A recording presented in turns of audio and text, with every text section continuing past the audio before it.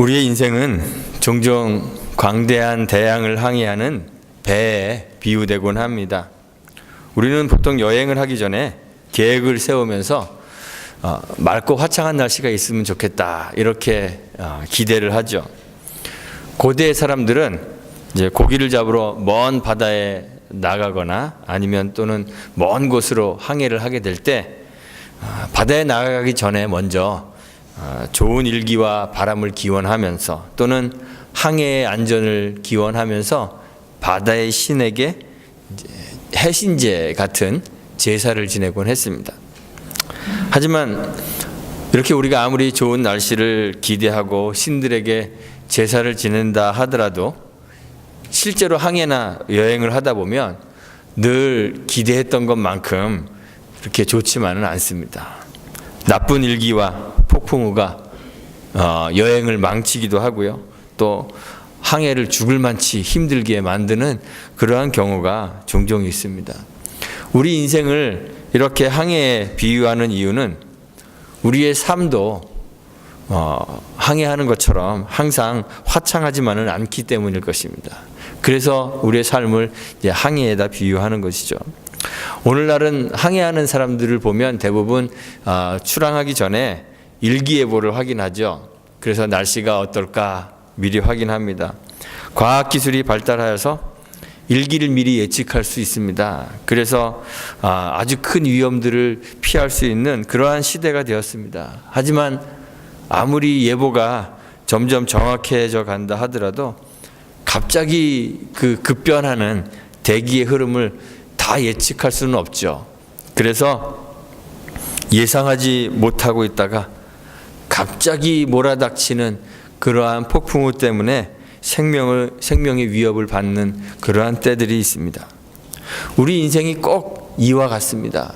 우리는 여러 가지 데이터들을 가지고 우리의 인생의 미래를 설계하고 계획합니다. 그리고 여러 위험들을 미리 예측하여서 그것들을 피하려고 합니다. 그런데 그렇게 하더라도 어느 순간 우리가 예측하지 못한 그러한 삶의 어려움들이 우리의 삶 속에 밀어 닥칠 때가 있습니다.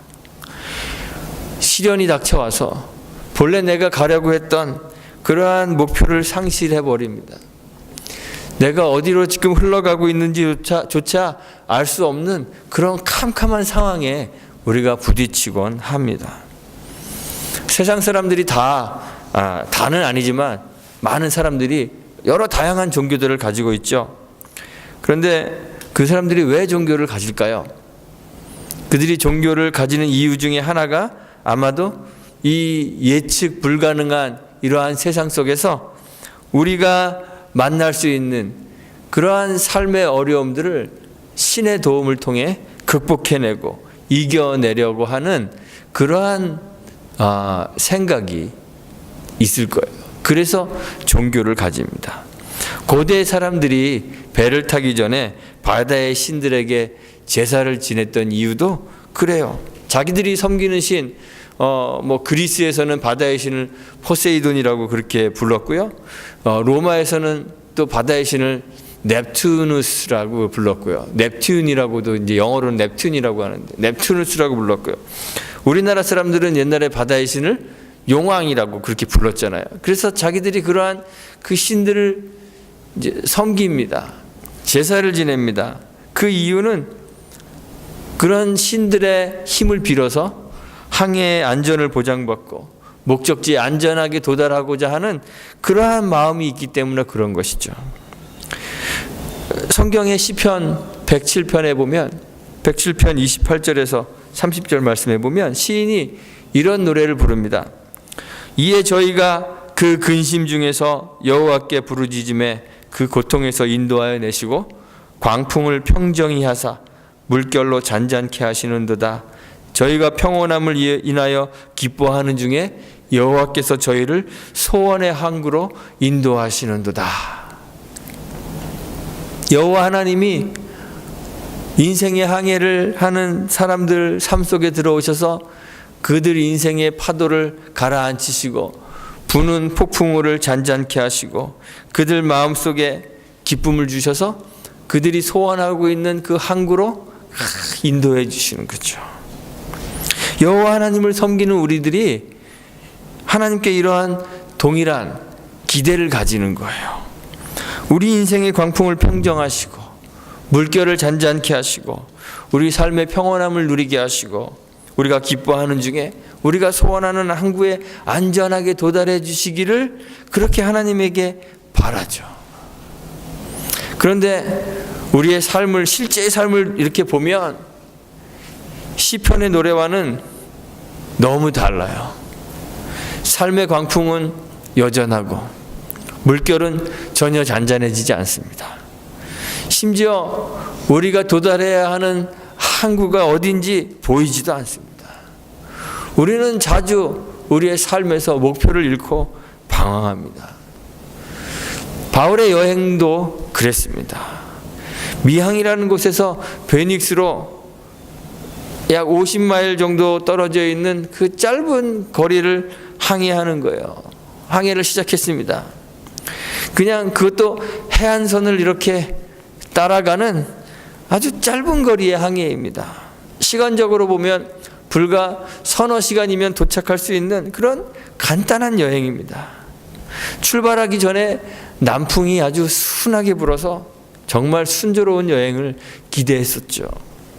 그런데 우리 기대와는 다르게 얼마 지나지 않아서 유라굴로라는 광풍이 대작을 합니다. 성경에 대작이라 그랬어요. 크게 일어나는 거예요.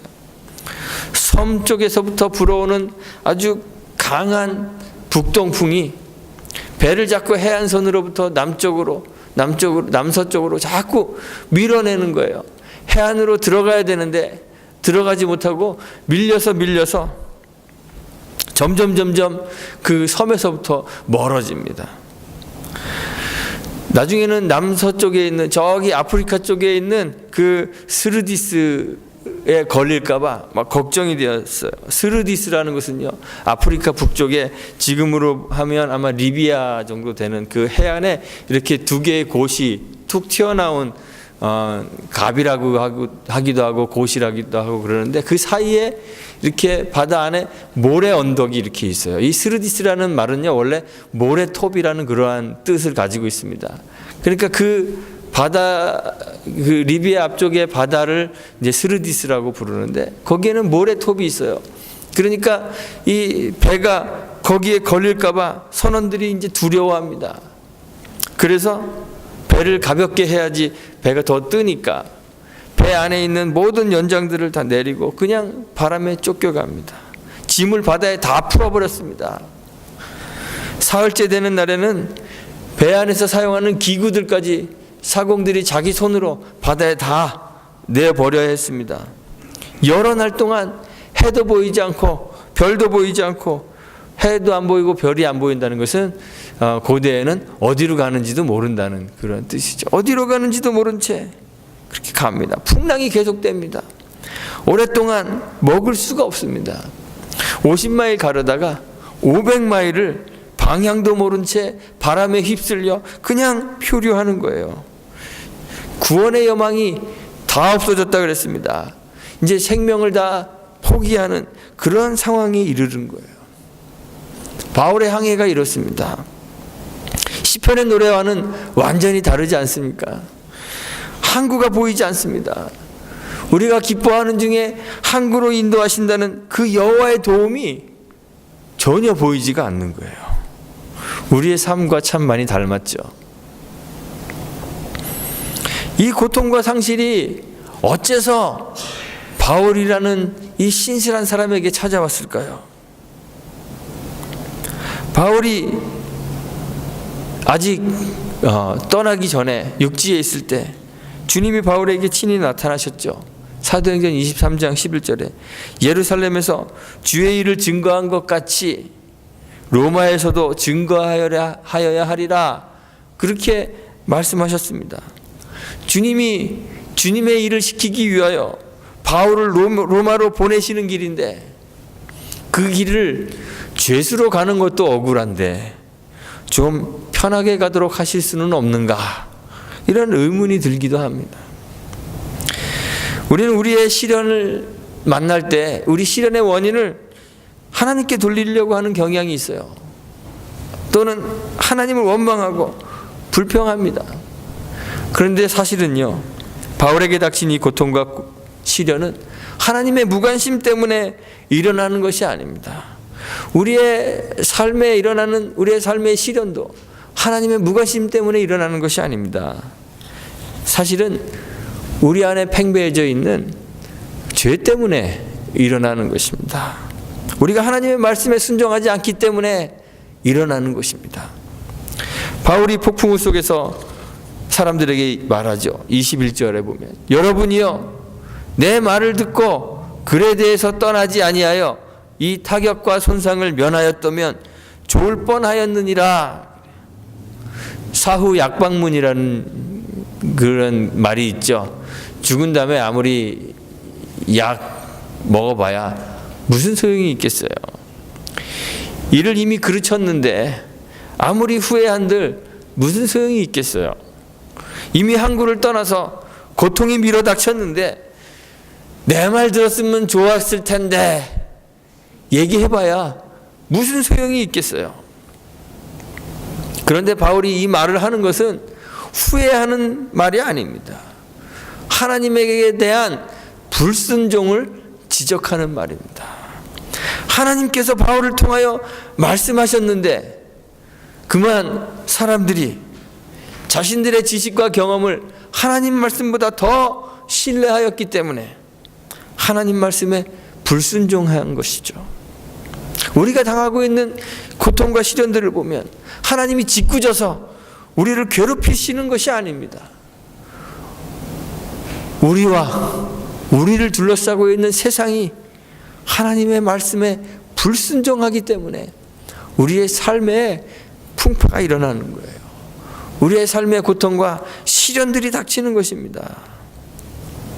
고통과 시련이 불순종에 기인하는 것이라면 반대로 이 생명 잃을 위기에서 구원 얻을 가능성은 어디에 있겠습니까? 다시 하나님의 말씀에 순종하는 것이 있겠죠. 주님의 말씀을 믿어 신뢰하고 그 말씀을 순종해야 하는 것이에요. 다시 그래서 주님께서 바울을 통해서 말씀하십니다. 바울이 사람들 앞에서 주님의 말씀을 전합니다. 하나님의 사자가 어젯밤에 내 곁에 서서 말씀하셨습니다. 이제 하나님 말씀에 순종해야 합니다. 이런 뜻이죠. 주의 말씀에 생명에는 아무 손상이 없을 것이라고 하셨습니다. 믿어야 돼요. 그런데 사공들이요, 닻을 내리는 척 하면서 거루를 내립니다. 거루는 지금 말로 하면 구명정, 구명보트 이렇게 생각하시면 될 것 같아요. 구명보트를 바다에 내리고 자기들만 얼른 도망하려고 합니다. 해안으로 가까워질수록 바다가 얕아지기 때문에요. 큰 배가 그 해안 가까이 밀려가다 보면 암초에 걸려서 깨지는 수가 생겨요. 그러니까 큰 배는 위험하니까 작은 배를 내려서 혼자 살겠다고 도망가는 거예요. 그런데 바울이 백부장과 군사들에게 말합니다. 이 사람들이 배에 있지 아니하면 너희가 구원을 얻지 못하리라. 전에는 백부장이 바울의 말을 믿지 못해서 추랑했었는데, 전에는 바울의 말보다 다른 사람들의 말을 더 믿었는데, 이제는 바울의 말이 신뢰를 얻죠. 믿고 따라야 할 하나님의 말씀처럼 되었습니다. 그래서 군사들이 거룻줄을 끊어서 떼어버립니다. 탈출할 수 있는 그런 유일한 소망을 제거해버리는 거예요. 배가 파손되었습니다. 군사들은 죄수들이 도망갈까봐 다 죽여버려야 된다 이렇게 주장했지만 백부장이 바울을 살리고자 군사들을 제지하고, 그래서 죄수들까지 모두 다 헤엄쳐서 해안으로 나가게 합니다. 헤엄을 치지 못하는 사람들은 널조각이나 배의 파편을 잡고 그리고 육지로 나갑니다. 그래서 27장 마지막 44절 결론에 이르기를 마침내 사람들이 다 상륙하여 구원을 얻었느니라. 이렇게 결론 짓고 있습니다. 10여일 동안 제대로 먹지도 못하고 굶주리고 파도와 폭풍과 싸우다가 겨우 이제 한 끼 먹은 거예요. 한 끼 먹고 나머지 식량들, 그 배에 있던 밀을 다 바다에다 내다 버렸습니다. 배는 좌초되어 깨지고 구명정은 날아가 버리고. 이 배는요, 알렉산드리아에 오는 큰 배입니다. 무역선입니다. 그 안에 무역하기 위하여 실려 있었던 아주 많은 화물들이 있는데 그 화물들 다 잃어버렸습니다. 그리고 지금 어딘지도 모르는 섬에 표류하다가 그저 목숨만 건져서 상륙했습니다. 그런데 누가가 이러한 상황에서 마침내 구원을 얻었다고 했습니다. 구원이 뭘까요? 구원이 무엇인가요?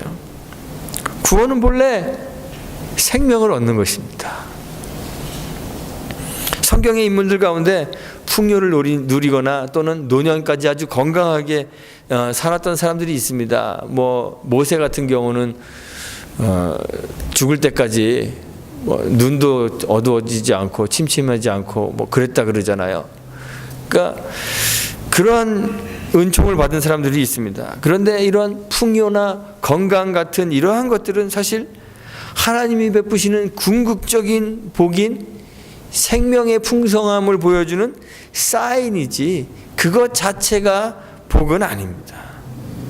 예수님의 비유에 등장했던 농부가 밭에서 발견했던 보화 있죠. 진주 장사가 발견했던 값진 진주. 이것은 다 우리가 소유해야 할 궁극적인 복, 영원한 생명을 비유로 보여주는 것들이에요.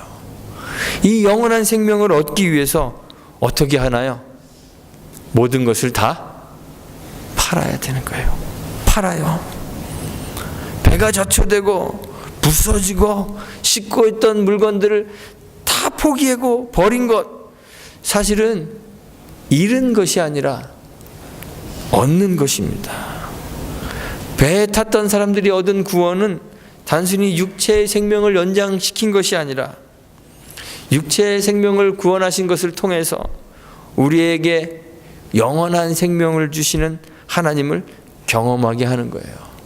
주님이 바울에게 나타나셔서 말씀하셨잖아요. 하나님께서 너와 함께 행선하는 자를 다 내게 주셨다. 다 살려주신다가 아니라 다 내게 주셨다. 바울에게 주셨다고 말씀하셨습니다.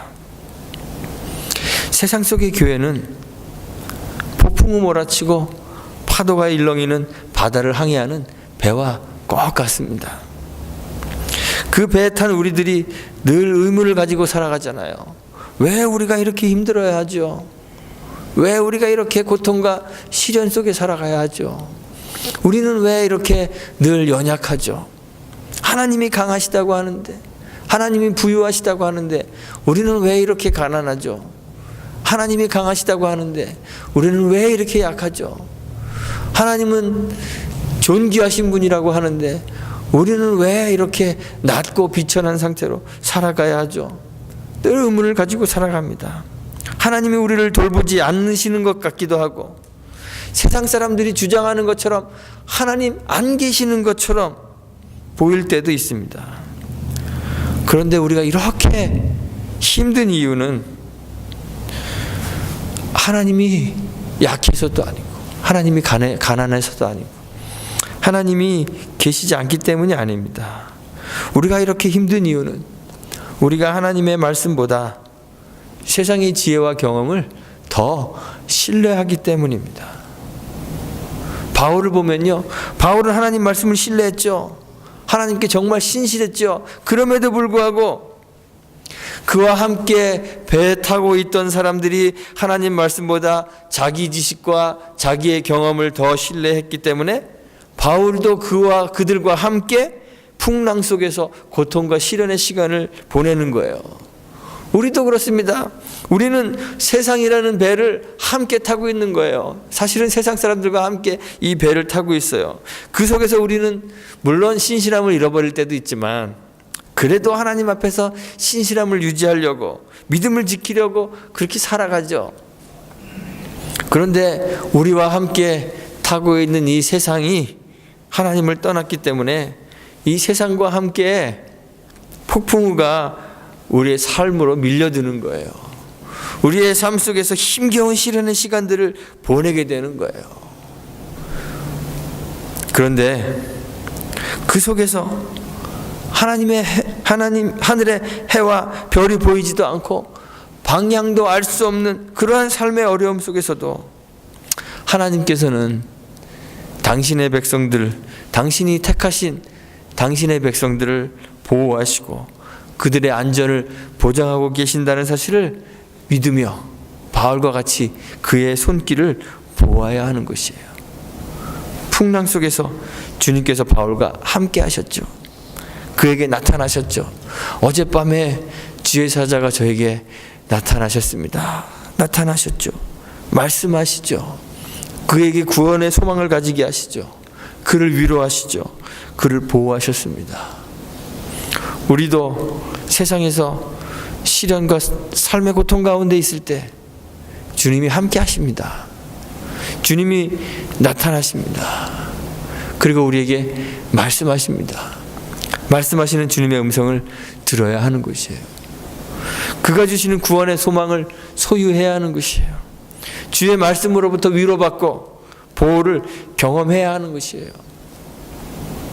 하나님이 주시는 복에 대한 우리의 기대가 있잖아요. 배도 지키고 물건도 지키고 생명도 지키고 편안하기도 하고 목적지까지 편안하게 도착하면 얼마나 좋겠습니까? 우리가 항해할 때 늘 기대하는 게 그런 거잖아요. 그러나 우리가 하나님 대적하는 세상 가운데 살고 있는 한 폭풍우와 파도는 항상 있는 거예요. 파도에 부딪혀 배는 깨지고 세상이 소중하게 여기는 것들 다 물에 내던져버려야 하고 포기해야 할 그럴 때가 반드시 우리 삶에 있습니다. 하나님의 보호와 그의 관심사는 우리가 버려야 할 세상의 것에 있지가 않습니다. 하나님은 우리의 생명을 보호하세요. 우리의 육체의 생명을 넘어서 우리에게 영원한 생명을 하나님께서 주시는 것이죠. 배 안에 있는 모든 사람들을 바울에게 주시겠다는 그런 말씀은 그냥 단지 그들을 살려주시겠다는 그런 말씀만은 아닐 것입니다. 그들에게 바울이 소유하고 있는, 바울이 전하고 있는 영원한 생명 안으로 동참하게 만드시겠다는 것이죠. 그들 중 하나도 잃어버리지 않겠다, 그렇게 주님이 말씀하시는 거예요. 우리 주님이 십자가 지시기 전에 기도하실 때 요한복음 17장 12절에 보면 하나님께 그러죠. 하나님께서 주신 자들 중에서 하나도 잊어버리지 않았습니다. 그렇게 기도해요. 그리고 그 주님은 잡히실 때 자기에게 주신 자 중에 하나도 잃어버리지 않기 위하여 나를 잡아가라, 그리고 나와 함께 있는 자들은 편안히 보내라, 이렇게 자발적으로 잡히십니다.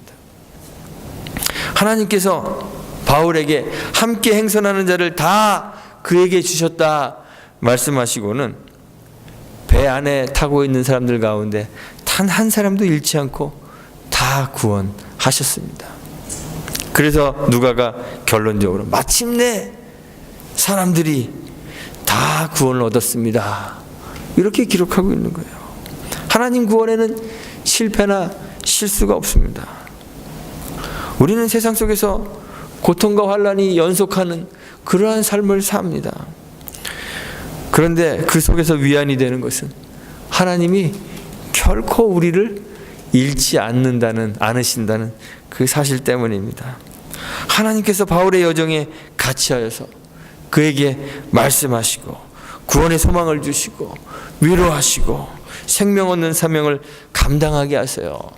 그뿐만 아니라 궁극적으로 그를 로마로 인도하셔서 하나님이 계획하신 하나님의 뜻을 이루시는 것처럼 우리의 삶에도, 우리의 삶의 항해에도 하나님 같이 하십니다. 우리에게 말씀하실 것입니다. 우리에게 소망 주실 것입니다. 우리를 위로하실 것입니다. 우리가 감당해야 하는 사명을 감당하게 하실 것입니다. 그래서 하나님께서 우리에게 가지고 계신 하나님의 목적을 반드시 이루실 것입니다. 바울과 같이 우리도 삶의 폭풍 속에서 하나님의 음성을 듣기를 간절히 소망합니다. 그를 신뢰함으로 우리의 생명을 보호하시는 하나님의 구원을 경험할 수 있게 되기를 간절히 소망합니다. 우리를 잃지 않으시는 그 하나님의 구원 안에서 위로를 받을 수 있게 되기를 바랍니다. 삶의 여러 가지 풍파가 우리를 괴롭게 하겠지만 하나님은 우리를 잃지 않으실 것입니다. 하나님은 그 궁극의 구원 안으로 우리를 반드시 이끌어 가실 것입니다 하는 그 하나님에 대한 신뢰 안에서 참 위로를 받으며 우리의 삶을 인도하시는 그 하나님의 손길 안에서 주를 증거하는 삶을 살 수 있게 되기를 간절히 소망합니다.